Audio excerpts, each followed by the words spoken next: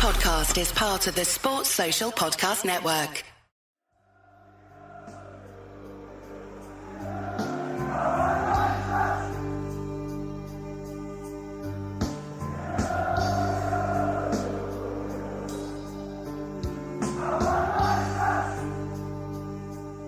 Good morning, dear listeners. Monday morning after that 4-3 defeat down there at Achtung Gate, Bristol City. I went down there, as anyone listening to our previous show will be well aware. It wouldn't be Millwall, dear listeners, unless we had an ongoing soap opera. And Neil Harris's post-match comments have caused quite a stir around the Millwall scene. To put matters in a nutshell, Neil Harris is claiming, whatever way you want to put it, that the resources available to other clubs, particularly on Saturday, the bench at Bristol City, where having gone 2-0 down to some slapdash defending, in all honesty, in the first half, a number of experienced players in our defence really need to, shake themselves up a little bit, because to concede 2 goals so quickly and easily in the first half really gave us a mountain to climb. But climb that Mount Everest we did, coming back to 3-2 in the second half. But then the relative bench strength of Bristol City told the tale, as they brought on players worth £2 and £3 million to sweep in 2 late goals and win it 4-3. This has antagonised Neil Harris. He's been making a number of protests recently, post-match interviews, but also protests via the scant resources on the bench. I do believe that he's got very few, players to manoeuvre. And Saturday was remarkable for naming 2 goalkeepers, Connell Truman and Liam Roberts, on the same bench, purely, I guess, as a method of showing to the board and to Director of Football Steve Gallen Neil Harris's disgruntlement with the situation and the lack of resources that he's saying are available to him to change games in the same way that Bristol changed Saturday's game. Now, this is the welcome return of the voicemail show, dear listeners. We've got quite a few to get through, as you will imagine, in the wake of that shambles on Saturday. Shambles, as it turned out. But let's begin with a terrific opening message here from Bill Slack. Take it away, Bill. Hello, Nick. It's Bill Slack. I wasn't going to call in much this year because I just felt like such a negative Nelly last year. And I think eventually I was only calling in when things were going wrong. And it began to sound like, I wanted Millwall to lose to prove my point, which is obviously never the case. But I just had to ring in today. What a mess of a club we are, aren't we? You look at the recruitment. We've signed 3 outfield players, 2 of which have already played for the club. We've got Macaulay Langstaff, who's getting 7 minutes at the end of the game and can't impact the game. We started today with 10 outfield players who were here last year. I'd like to know, up and down the Football League, in all 4 divisions, how many teams actually did that, actually didn't have a single outfield sign-in that would improve the team starting today.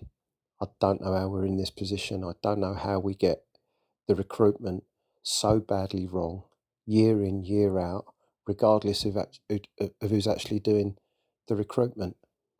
Now, Macaulay Langstaff won't score many goals for us. And the reason he won't score many goals for us, and Harris has already alluded to it, he's told him that he needs to play differently to how he played at Notts County, where he was scoring 117 goals a season.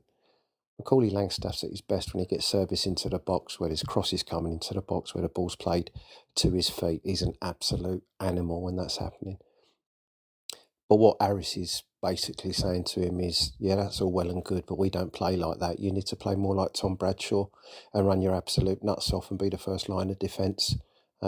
Almost like scoring goals is secondary to the physical graft that you put in, because that's how Tom Bradshaw's had to play for the entirety of his Millwall career.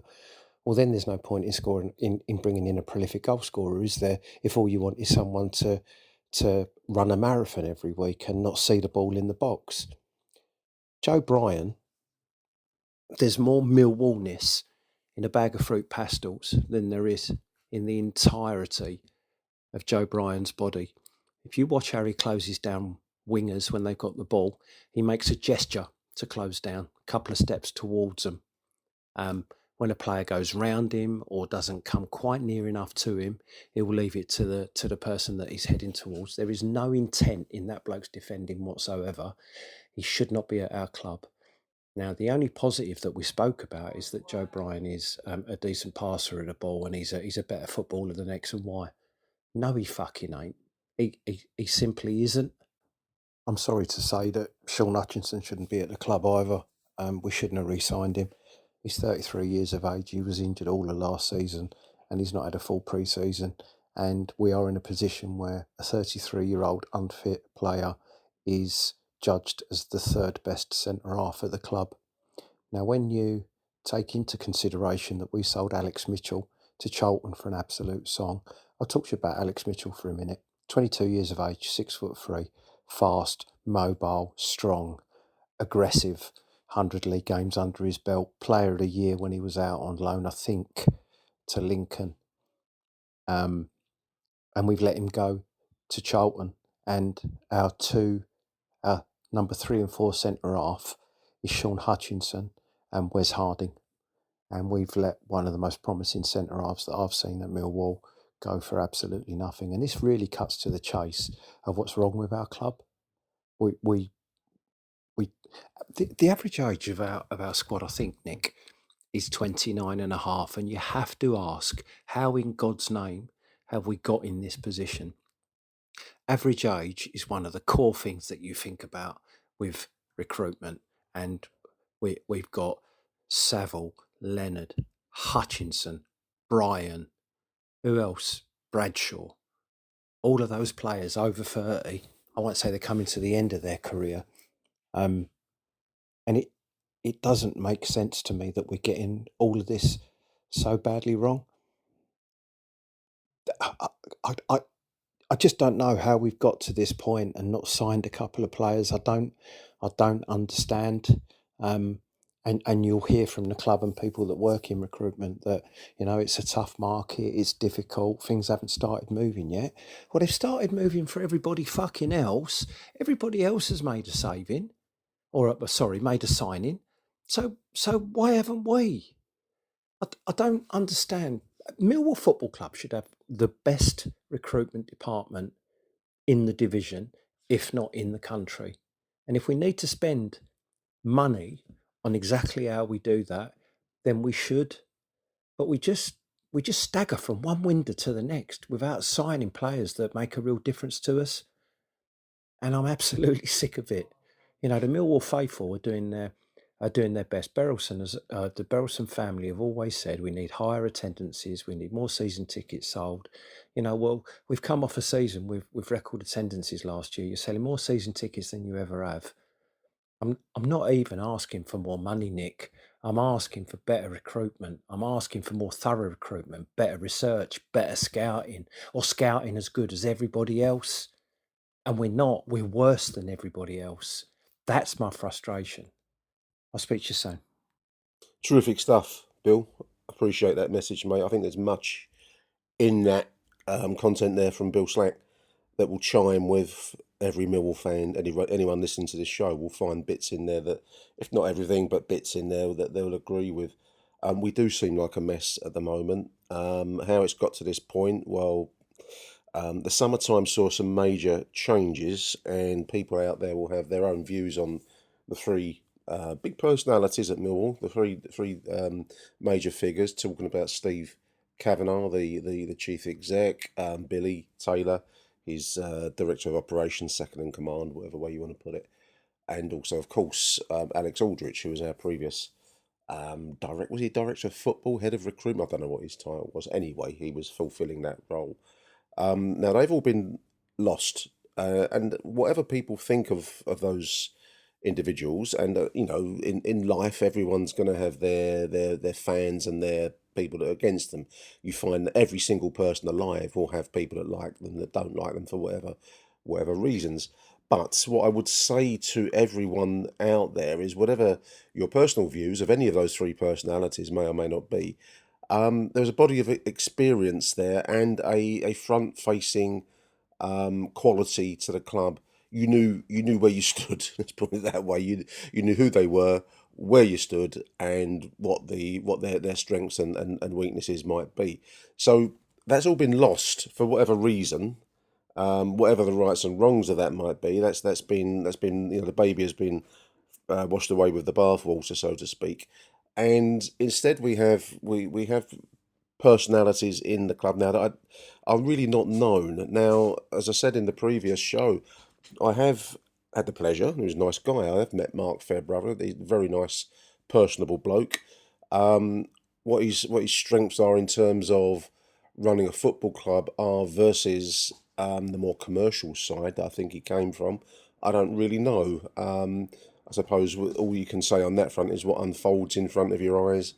At the moment, we need someone with a sense of control. That person is there's a tussle of power. I think we don't really know anything about Steve Gallen. I've not ever. I don't think I've even heard an interview with him. We may not ever get an interview with him.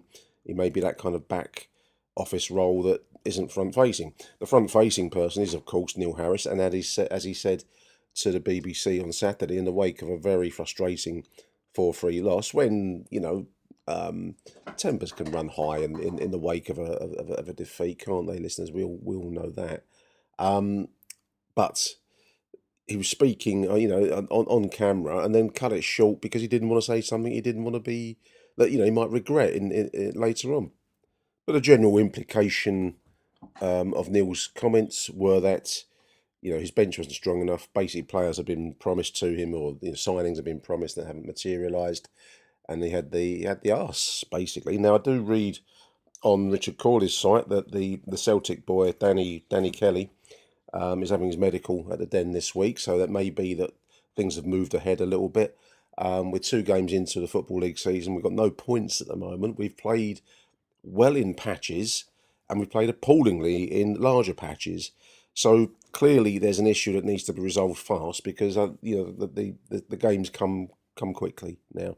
The power struggle, so to speak, and I'm putting those are my words being put into the situation, is not going to be good for anyone. It's certainly not good for Millwall Football Club. Everyone will have their size. Neil Harris is innately popular. He occupies a unique position in Mill history. Whereas someone like Steve Gallen, certainly Mark Fairbrother, they don't occupy the same popularity with the fan base. So if it's coming to that, then there's only one winner. Ultimately, the only person, as much as we all like to think of ourselves as Mill fans and therefore having our say, the only person's say that really matters is the person with the checkbook, and that person is Jimmy Berylson Jr. So that's that. Where he sits in this, I don't know. Gallen is his appointment. Neil Harris is his appointment as well, because Neil Harris came in when the world was looking like a dire place. We were looking like we were staring down a barrel of League One. He saved us last season, but he can't produce another miracle on less resources than he was able to muster last season. Just going back to Bill's message. Goals versus Graf Langstaff. Yeah, we're misusing Langstaff. We've got a top level goal scoring finisher. I think in fairness to Tom Bradshaw, and who knows what's going to become of Kevin Nisbet, but even him, all will have done you a job. I think Langstaff's probably the best because his track record shows it at Notts County, non-National League level, but he's a goal scorer. But each of those players needs support. They need another player, whether that's 2 of them starting as a pair or whether it's a big target man of some sort. They need support. None of them can do it as a single, lone ranger up front. That's the task that's been set for some time. It's a case of having to, maybe, under the Rowett and then the debacle of Joe Edwards and then the need for survival last season. But it shouldn't be a necessity this season. It should be that we've got 3 varying levels of finishers. Langstaff has been signed as that goal scoring, kind of man, but he needs his Teddy needed his Cascarino alongside him. Lee Gregory needed his Morrison alongside him. Go back, as far as you like. The tall striker for the little man to run onto and nip into is the classic, and that's unfortunately not what we're doing. So there isn't, for whatever reason, Langstaff, we're not seeing him. We've paid money for him. He's a talented player, clearly, and we need to find out whether he can do it in the Championship League. We're not going to find that out with his few minutes at the end of the game. Hutchinson was way more at fault on Saturday than in real time.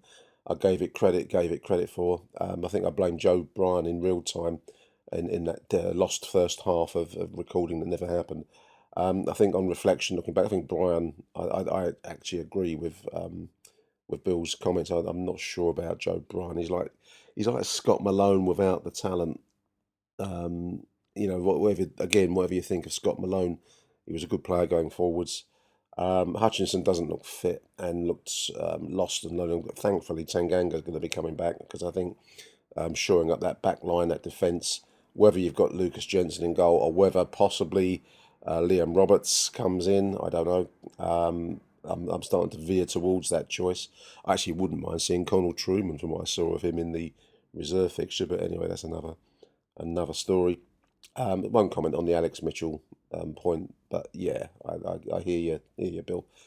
And the average age, it's a problem. 29 and a half is a high average age when other teams are going for youth and the early 20s level. That's really where the future lies. Anyway, big thank you to Bill Slack. We're going to now run on with two together. Let's have a listen to Joe from Chicago and then Dave Baccarini. Hey, it's Joe from Chicago. Thoroughly annoyed. You have the game, you have a chance, then you blow it again and again, and Neil Harris side's looking like another Neil Harris side. Whoopee. And we lose 4-3. You get all these opportunities. I don't understand why George Saville is taking free kicks over Joe Bryan. I don't understand why the defending's so bad. I don't understand why Macaulay Longstaff is barely playing. Make it make sense. Cheers. Hope you're well. Nick, Aussie Dave here. We live in interesting times. What a roller coaster. 2 points to make after the Bristol game. The first one is to do with our defence. No defence can afford a weak link. Last week, Jensen let us down with at least a couple of the goals. And this week, it was the whole back four was showing some signs of ageing and lack of speed, etc. For example, all 4 goals came down the right-hand side. Where was Bryan closing them down? And dear old Hutchinson had probably one of his worst games ever. And even our loyal right-back made the odd mistake. So hopefully it's something that Bomber can rectify because he is renowned for setting up good defences. So not worried in the short term. My second and final point, and it's linked to the first one about the defence. Most of us Wall supporters have been talking about a transfer and we need some wingers and a big burly striker. I think what yesterday showed, we probably need some addition to the defence. I know we got Tanganga coming back to add a bit of a backbone and a bit of speed. But I think we need a good, solid defensive left back. And, even Cooper, who I've always loved, is showing, he's like the Queen Mary and turning round. So, and linked with the transfers, I know you listen to Chat with Chaps, and they were saying yesterday that dear old Bomber and Gallen do not get on, and he's really fed up with the lack of a movement in the transfer market. So only early days, but there's some rumblings under. Bye, Nick. Thanks, Joe, and thanks, Dave. To say the least, it appears that Bomber Harris and Steve Gallen don't get along there, Dave. That's for sure.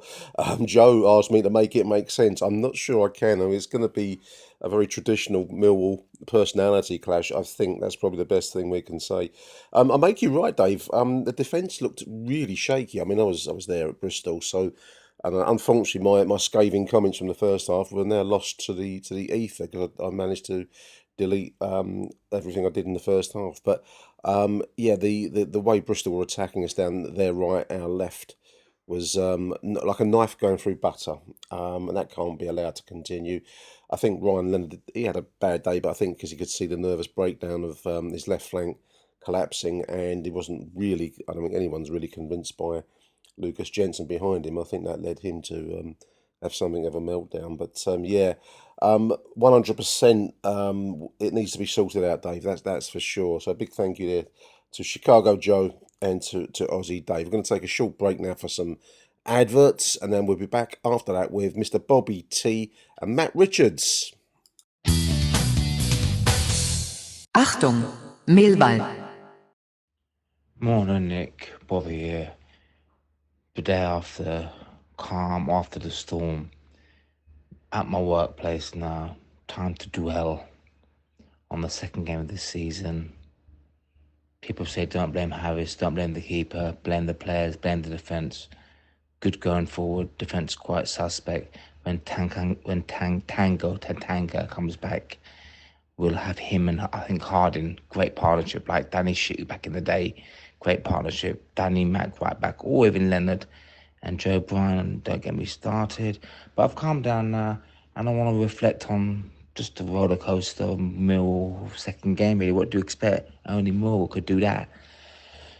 But yeah, let's not push the panic button at the moment. We're all calm and relaxed now. Sorry for my rant and rave, but that's how it is. We're passionate. We all love the club. And with or without Harris saving us last season, forget the players, forget the manager. The defence, all I know is basically Langstaff needs to get a little run of games. Wingers we need, 6'2" to play with him. Nesbitt might be on his way out now. It was never good enough anyway. Let's get that straight for a start. I think you can hear the Hoover now. Anyway, forget all that. Bradshaw, I think, is a League One player. He's Harris's friend of start. Don't know why he's getting game time or more minutes. He's not bad. Yeah, he scores the penalty. He celebrates to the crowd. Like he's got to prove something. Bradshaw, we know what you're about, mate. But Langstaff is a little fox in the box. Anyway, Nick Hart, great podcast. Great show. Achtung, Millwall, love what you're doing. Sorry that I swear and I keep on, giving you the old messages because it's passionate. Want Millwall to do well. Maybe we're just a mid-table team. We're not going to win every fucking week, are we? So anyway, Nick Hart, sorry to keep burdening you and all that. I hope you like the messages and, just my feedback basically. Essay is a baller. He's a great player. He just needs to be in the middle. Fleming, do we miss him? I don't really think we do, because he's a bit lazy anyway. I never, not really a fan. He might be fit and might be running around like a chicken, but no end product, missed chances. What more is the Ginger Messi on his day? But is he a winger? Is he a striker? I don't know. Anyway, Nick, hope you all is well. That's it, basically. Leighton Orient, Sheffield Wednesday. They're not really cup games. I'm not going to press the panic button. I did say Harris to go and all that. I said Rowett to go.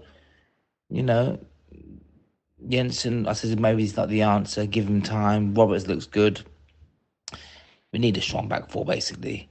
So, Harris, we trust you. We love you. But it's not time to go. I was just, angry. So anyway, bye for now, Nick, and all the Millwall boys and everyone out there. See you at Sheffield Wednesday. Or later in Orient. Bye for now. Bobby T. Hi, Nick. Matt Richards. Bloody hell. What a game. In a way, I guess it's similar to Watford, really. It's just throwing goals away. And it's just awful defending. The first 15 minutes just awful, and then the last 15, obviously they nicked the other two as well. It's just so frustrating because I think we play some good stuff. We play some good stuff against Watford. We play some good stuff today. Romain SA playing superb. Not just for the goal or even the assist for the penalty, by the way, which I thought we were lucky on that, I think. But just his all-round play, his passing, his defending, it was superb, and he didn't deserve to be on the losing side. And there were some other good performances as well, but the defence was just awful, just fucking awful. And Your question is, will Tanganga, would he make a difference? Clearly we were playing well the end of last season in the defence, but Danny Mack was playing at left back, wasn't he, as well? So I don't know what's Harris going to do. Is he going to revert back to that? Would seem to be a shame in a way because we're playing some good football, but he can't let in 7 goals. You can't carry on like that with 7 goals in 2 league games. It's just not acceptable. So he's going to have to make changes. It's interesting though, isn't it? I mean, all this stuff about, he puts nine subs on the bench Tuesday, and today he's got 2 goalkeepers. I don't know. That's not the sort. I mean, obviously you can obviously say that he's making messages towards Belson or Gallen, but is that what you do if there's a harmonious club in the background? That if you're working as a team, I don't know. That kind of concerns me really. That are they all kind of on the same page? A kind of cliche, and because that's not a united front, is it? Harris is like you can argue it's like they're leaving him out to dry, and now he's hanging them out to dry. Really, that's, to me, we're only 2 games into the season. I don't know how it's going to end up, but that's not a good sign as far as I'm concerned. We clearly need players in, but it's I don't know. Who knows what's going to happen later on in the season when you've got things like that happening with a head coach, director of football, chairman, etc., etc. It's not a good thing. It's not a good thing. We're a club that does well when everybody's working towards one goal together, and when you've got a bit of division, then that's never a good thing. And then we haven't even heard about. Well, I mean, as we talk, it's 7:15 on Saturday. Don't even know what's happened to Nisbet. I mean, that's not a good sign either. If he's being funny or moody, then just ship him out. We don't need him at all. Just get rid of him. It's not the first time something's happened, but don't know. I haven't heard anything. None of the interviews have mentioned what's happened to him. So maybe by the time the show goes out, Nick, we'll know a bit more about that. But yeah, awful stuff. Shame because we played some good stuff in parts, but we need to fix this, and we need to fix this fast. Okay, mate. Cheers. Come on, you lines. Big thank you, Matt, and big thank you to the very mellow Bobby T before Matt Richards there. I've spared you some of Bob's more apoplectic messages that he sent me as they were coming in mid-game at Bristol. Big thank you, Bob. I love what you do, mate. I really enjoyed your mellow mode. Keep it going. Be yourself, as they say. But yeah, loads of stuff to dwell on there in both messages. I mean, Bobby mentioned and Matt mentioned the Nisbet situation. I really don't know. All I go by is what I read on X on Twitter. And if the stories are true, then he's got to go because, as Matt said there, we need to be one unified club. We are at our best when fans, players, and management are as one, because that's our only weapon in this unforgiving world. Because most of football doesn't like us. I don't know if anyone's ever noticed that. We have a song about it, but we don't care about that because we're unified. But if we're not unified, then it falls apart very, very quickly. A bit of a cliche to say that, but it's the truth. I mean, Matt touches on the central question at the moment, which is this battle and the kind of press conference war that Neil Harris seems to want to conduct at the moment versus the Gallen. Well, Gallen is Jimmy Berylson's appointment. So if you're battling Gallen, you're effectively going up against Jimmy Berylson. I don't know what the relationship is like between Neil Harris and Jimmy Berylson. It needs to be a good one, doesn't it? He is a head coach. I think it was Bill. No, it was Jay on yesterday's show. Jay Thomas made a great point, and one that I'm not seeing mentioned elsewhere, and that is that Neil. I keep calling him a manager because I'm old school and I'm born before the internet, kids. But he's actually head coach, which is a different concept, isn't it? It's the director of football does the recruitment, supposedly, and the head coach does the day-by-day tactics and the work with the players and runs the match day squad.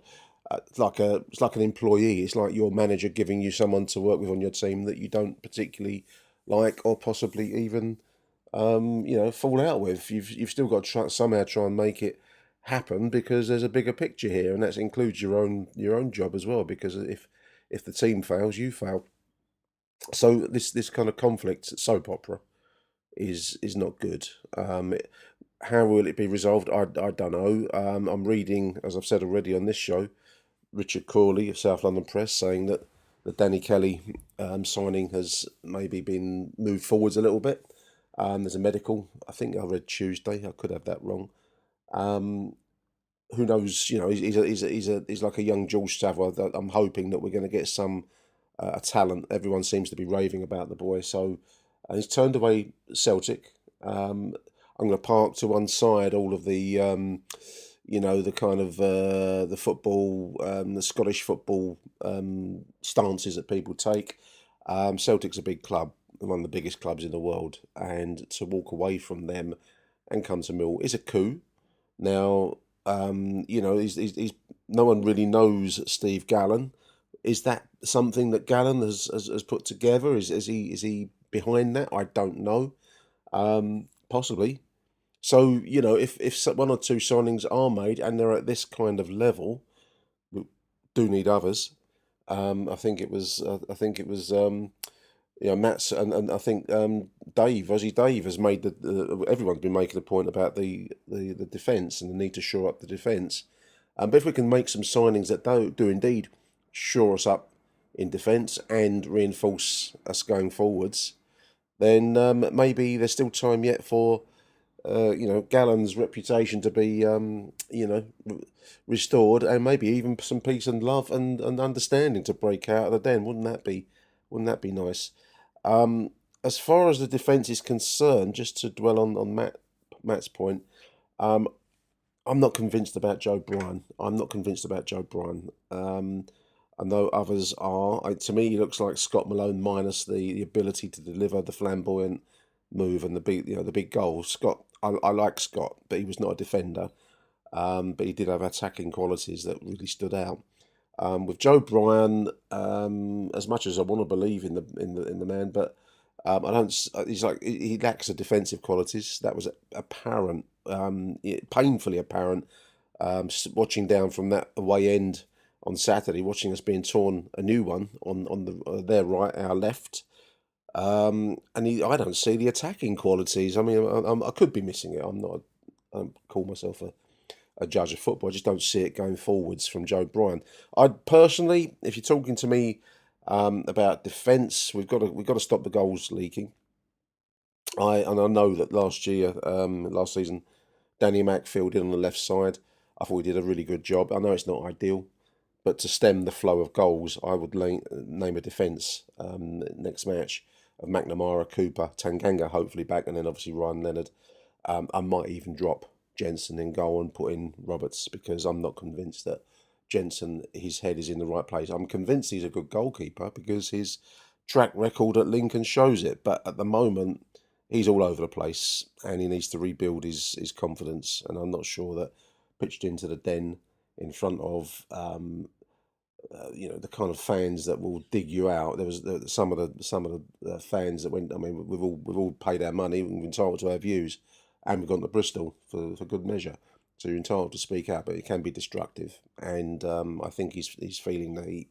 So I would actually bring in Roberts personally in front of that McNamara, Cooper, Tanganga, Leonard defence. It served us well last season, and I do appreciate that having Danny Mack on the left, right-footed player, is a bit of a sticky tape solution to the problem, but we've got to get ourselves out of the hole.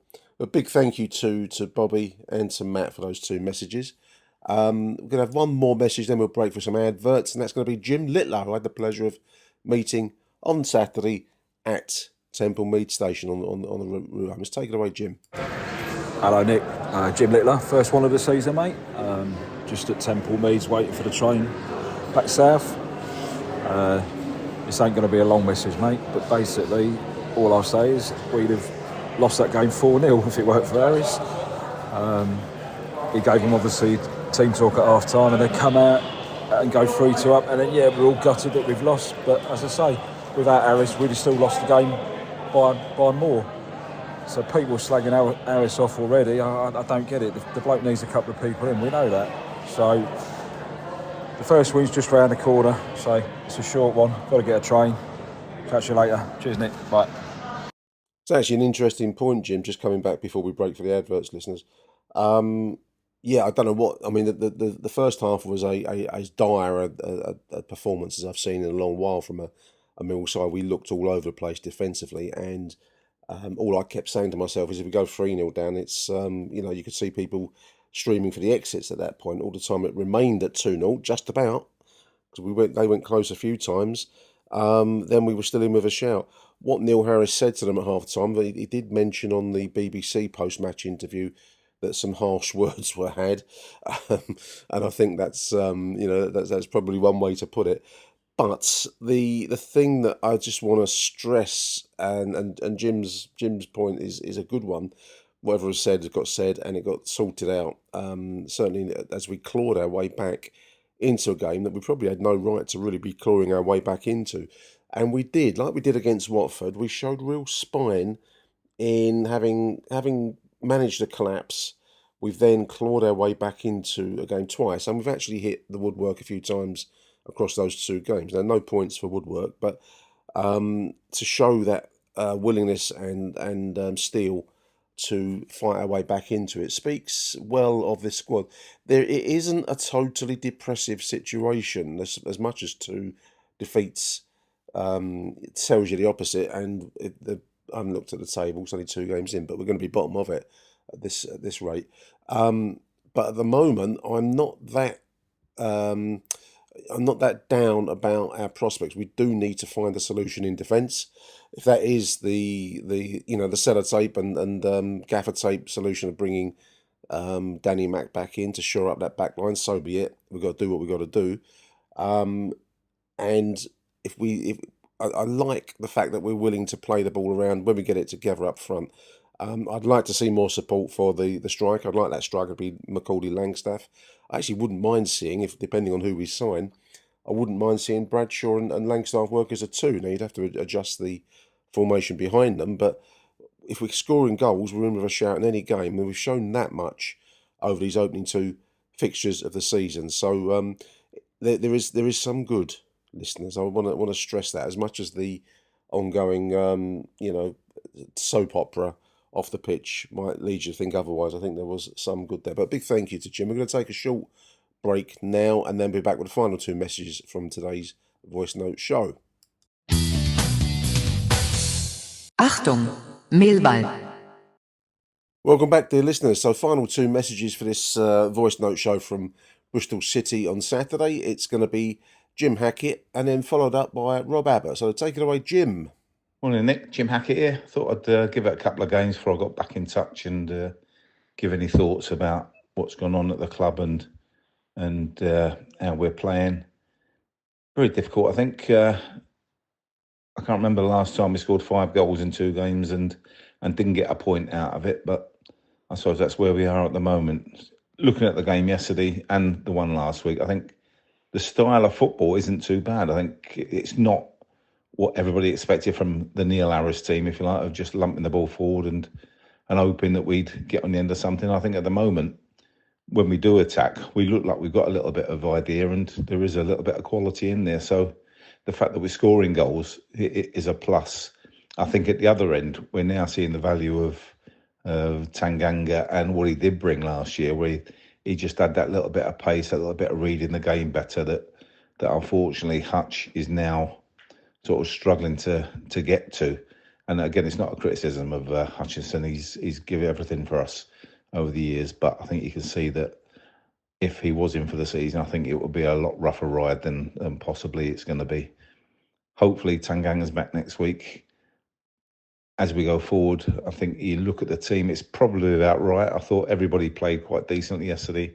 Don't think anybody had a bad game. I think SA, again, started with that little bit of problem of giving the ball away, but he grew into the game. And when he scored his goal, you could see it lifted him. And let's hope now that if that's where he's going to play, he he played on the right-hand side, but you can see he likes to drift inside, and that's where he caused them problems, and obviously scored another top-quality goal.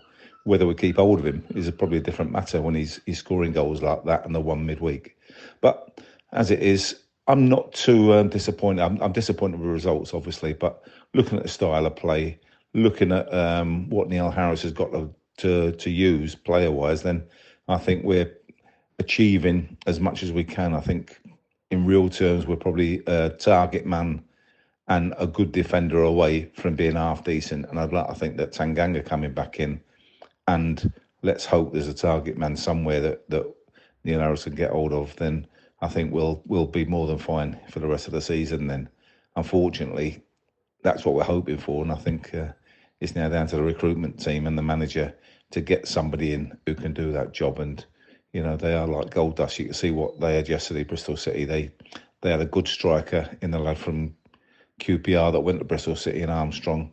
He scored a good goal, run our boys ragged for the sort of 20, 30 minutes. And then when they swapped him for the other lad, then nothing changed too much, except the other lad had a little bit more quality. And if only we could have one of them two, then I think we'd have been all right yesterday. As it is, like I say, I'm glass half full at the moment. 2 games in, we're a work in progress, I suppose. Once we get 1 or 2 players in, then I think we'll be fine. But at the moment, it's just keep battling away and come on, you Lions. Hi Nick, Rob Abbott. I hope you're well. Well, that was interesting. I'm sure that was highly exciting if you were a neutral or a Bristol City fan, but very, very frustrating as a Millwall fan. First off, no surprises with the starting 11. I know a lot of people wanted a Maku to start, but I think at the moment he's going to be used off of the bench and in the midweek games, etc. But yeah, wow, we were absolutely woeful for the first 15 minutes there, and 2-0 down and 2 horrendous defensive errors, schoolboy defending, in my opinion, and nothing Jensen in goal could do. But tell you what, after 2-0, we come into the game. We were the better side from 2-0 down to half time. I thought Saville was getting on the ball a lot, and then SA and Watmore, albeit I think we had 7 or 8 shots in the first half. I don't think there was any on target, but yeah, 2-0 down at the break. I thought there might be some changes then. There wasn't. But yeah, wow. 20 minutes in that second half there. That was unbelievable stuff. Romain Esse was absolutely on fire. Duncan Watmore was absolutely outstanding as well. And we come from 2-0 down to 3-2 up. Yeah, you could see though, after about 70 minutes, some of the lads were tiring. By the way, SA wasn't only outstanding going forward, and probably my man of the match defensively, he was absolutely brilliant as well. The slide tackle in his own box in the first half, and then a few other defensive interceptions, blocks, etc. But you could see, going back to my point, you could see where our legs were going, and we had to make subs. Amaku for Watmore is a good change in my opinion. Watmore was going as well. That's intent to keep playing on the front foot because Bristol City looked completely broken. But then the other sub, Danny McNamara for Roman Esse, just says mindset. We're going to be happy with what we've got. It's a defensive sub instead of carrying on taking the game to the opposition. Meanwhile, Bristol City have made attacking subs and we've switched off, and within, I'm going to say 50, 60 seconds of those subs, we are back to 3-3, and I'm sorry, there was only going to be one winner from there on in if it was going to happen, and it wasn't going to be us, unfortunately. Yeah, the 2 goals we conceded in the second half, again, I think they're really sloppy, really poor. Again, can't fault the keeper at all. I think Sean Hutchinson is at fault for 3 of them, in my opinion. Leonard's had a shocker, obviously, with the second one. And yeah, it's very interesting. 2 games, no points. 5 goals. We very rarely are high scorers, but scoring 5 in 2 is pretty impressive. And if we carry this attacking form on, we're going to be okay. We're going to be around the middle of the table, in my opinion, even with the squad that we got. But then you look at the other side of the game of football, the defensive side of it, we're a shambles. 7 goals conceded, at least 5 or 6 of them are horrendous errors. We need Tanganga back rapidly to organise that back line, and then we go from there.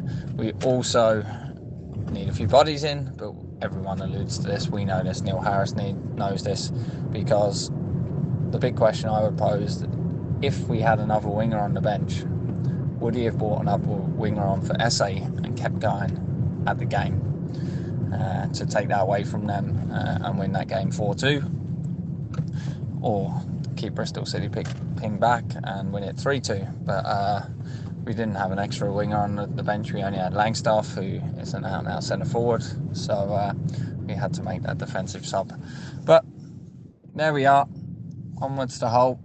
Have a good week, mate, and let's hope next time I send in a voice note we have Tanganga playing at centre back. I'm not too sure who alongside. I presume it'd be Cooper, and let's hope we have a few more options off of the bench. Here's hoping. Take care, mate. Huge thank you to Jim Hackett and then to Rob Abbott. Some really good messages sent in to me today, dear listeners. If you want to send me your post-match or any other situation thoughts, do give me a shout. You can direct message me on X at Achtung Millwall. Send me a message. We need to exchange mobile phone numbers, and I don't want to stick that on the general hurly-burly of Elon Musk's X now. So, but no, do give me a shout. We can exchange message numbers, and when you can voice note me via WhatsApp. It's dead easy. It's great to get some messages. There's some good ones today. I've enjoyed today's show. Jim's and Rob made the same point. 5 goals scored across 2 games. I can't think of many times in recent years where we've done that. No points. It's more easy to think of. I just want to reiterate what both chaps said there, that Roman SA, man of the match Saturday, both for his forward play and as Rob said, his defensive work too really stood out. Will we keep him? I think Jim asked that question. That's a very good question. I hope so. He's he's probably still in the development stage. He is, because as others have pointed out, during that dire first half and then even the opening phase of the second half, until he trusted his own ability and pulled off that lifeline of the first goal, which was a really nicely struck goal, by the way, his ability to dribble into danger areas and then finish. Until that moment, he was looking probably a little bit off the pace, but he visibly lifted and he visibly took. He put some control into the game from the Mill perspective, whilst he still had gas in his tank. So I really hope we can keep him. We don't have much in the way of quality around the squad, and he's a vital piece. Target man, I think it was Jim said, do we target? I'd love a target man, dear listeners, if only. Where that target man might come from, I haven't a clue. That's up to the recruitment team to do it. Let's hope that this boy we're signing from Celtic does indeed come to pass this week, and let's hope even more that he's good. There we are. I think probably we've said it all overall. Big thank you there to Rob Abbott, Jim Hackett. Big thank you to everybody else for submitting their voice notes. Achtung Millwall will be back later on this week. Neil and I are going to do a show on the checkered history of Millwall in the League Cup, Caribou Cup as it is now, and then obviously we'll be back next Saturday in the wake of the televised away game at Hull City. A big week ahead of us, dear listeners. Who knows where it's going to finish? Who knows where the time goes, as the song says. But for now, from me, Nick Hart, big thank you to you, dear listeners, for tuning into this voicemail show. We'll be back next week at some point. So until then, from me and everyone else that's contributed to this weekend's coverage of that 4-3 interesting, I think was Rob's word, interesting game at Ashton Gate. Big thank you. And Arrivederci Millwall, and bye for now.